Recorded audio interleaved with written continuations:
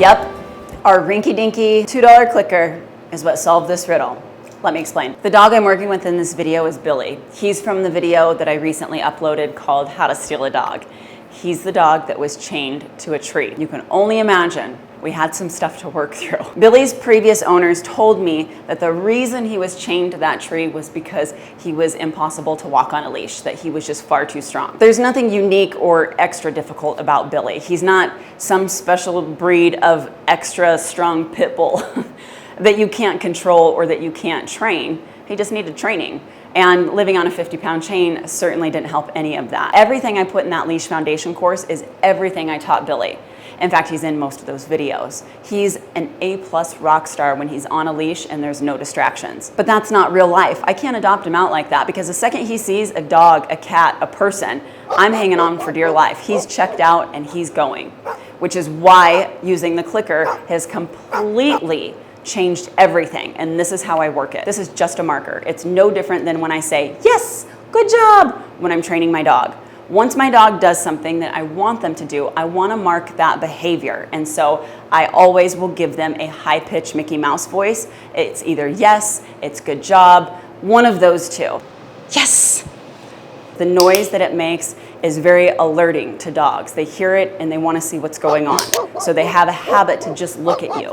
The other part is the clicker doesn't have a bad day. It doesn't get a shitty attitude. It doesn't have a day where its voice isn't as high-pitched as it needs to be.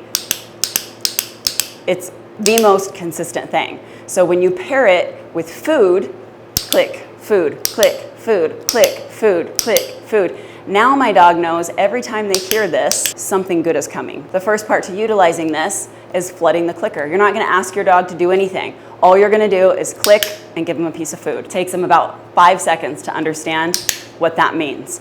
Now you can start utilizing it on your walk. In the beginning, when we first start this walk, I'm gonna reward my dog for just staying at heel, for doing absolutely nothing but staying right here next to me. Click and reward him with food. I'm not gonna stop moving, I'm gonna keep walking him, but I'm just letting him know that, hey, right here by my side, that's perfect. That's exactly what I want from you. Now I'm ready to start repatterning the process. I wanna change his behavior. So instead of alerting and striking when he sees a dog, cat, person, meaning lunging, I want him to redirect and look at me.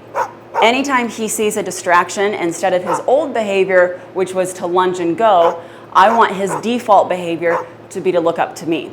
And this is how I get it. Very quickly, before I go any further, if your dog doesn't know how to walk on a leash properly, you've got to do that first. Don't try and attempt this. This is not going to help you. You've got to teach your dog how to walk at heel calmly. If you can do that with no distractions and you're still struggling, then yes, move forward with this video. This is the part where your timing matters. Your engagement with your dog matters. You can't be distracted with a phone, with a person, with another dog. Don't do that. Put your whole self into this. Otherwise, it's not going to work. You have to see the distraction at the same time or before your dog does. So as you're walking and your dog's ears perk up, they become alert. In that moment, before your dog explodes, before they pull, just when they become alert, that's where you're gonna click and deliver food. All you're doing is breaking them before they have the opportunity to go after whatever it is that they saw. You're breaking them right out of it. And they're gonna say, oh shit, what is it? What's going on? Good things back, good things with mom. Good. So now, the more you do this and your timing is sharp, you can't do it after the dog already explodes. If your dog's at the end of the leash barking, you're screwed. Just get out of there and start over. On the other side of this fence, there's dogs that just go ape shit when we come down the street. I actually quit walking down the street altogether because it was just too intense. But when the dogs hear us, they start going, and then Billy starts going. So this is what's called a controlled protocol. I knew the dogs were there, Billy knew the dogs were there, the dogs knew we were coming. So I set up the camera, I got my clicker, I got everything in place. Every time those dogs barked and Billy's ears went up, click, food, click, food, click, food. Heel. No, no, no, yes. Nice job. No. Yes.